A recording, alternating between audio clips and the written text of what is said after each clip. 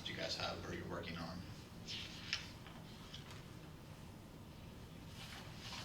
On page 6 here, what this does is this kind of has 4 categories that I just mentioned. So it's got your revenue, it's got your debt payments, it's got the capital outlays, and then it's got other services and charges.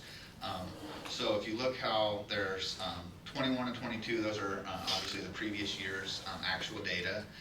The middle 2 rows, you're going to have your projected 23 data, and then next to it, it'll have as of 9/30 data through this year, and then the 2 columns off to the right are going to be your projected for 24 and 25 data. So that's kind of just where these are sitting now. If you look there, it does show along the left all the different projects that you guys have been working on in the past. It also has like the debt payments listed for the two bonds there. So that's the information that's going to be located on this one.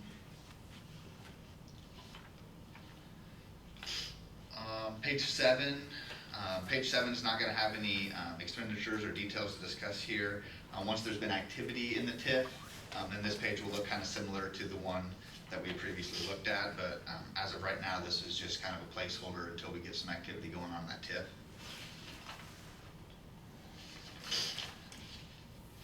And then for the next page, it's got the Heritage Hill Economic Development Area.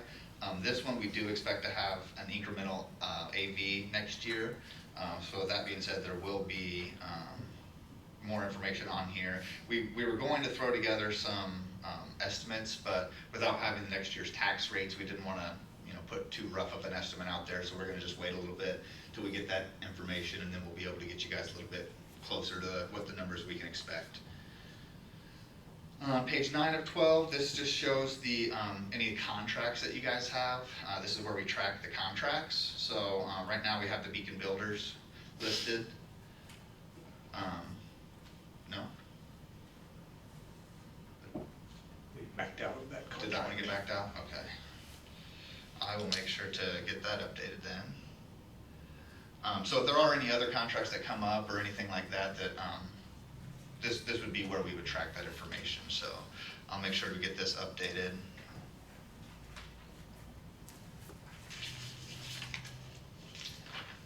All right. So then on page 10, this is just showing the current bonds that you guys have out already. There along the top, and then the bond funds below. There hasn't been a whole lot of things going on there, just some interest in. So you can see that the interest earned there is listed and the current balance is there. And then the last 2 slides are just going to be the amortizations for those 2 bonds. So if you had any, if you were looking at that, they're kind of color coordinated as well, showing when the most recent payments were, call date if there was one available, and just basically shows when they'll all be paid out.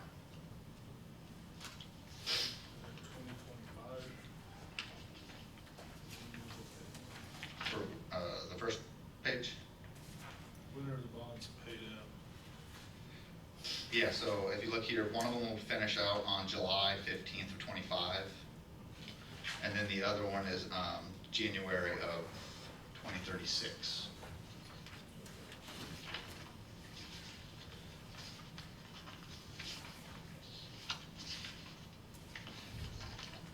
Did you guys have any questions for me? That was all the information that I had for you guys tonight.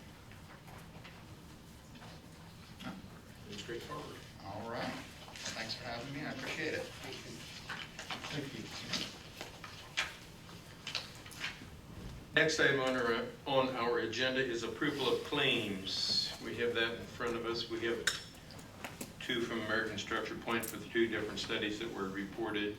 Reedy Financial, their monthly bill, Stephen Legal Group, Judith Curd Secretarial, and then our wastewater bills. Those all add up to $53,319.58. I'd entertain a motion to pay our bills.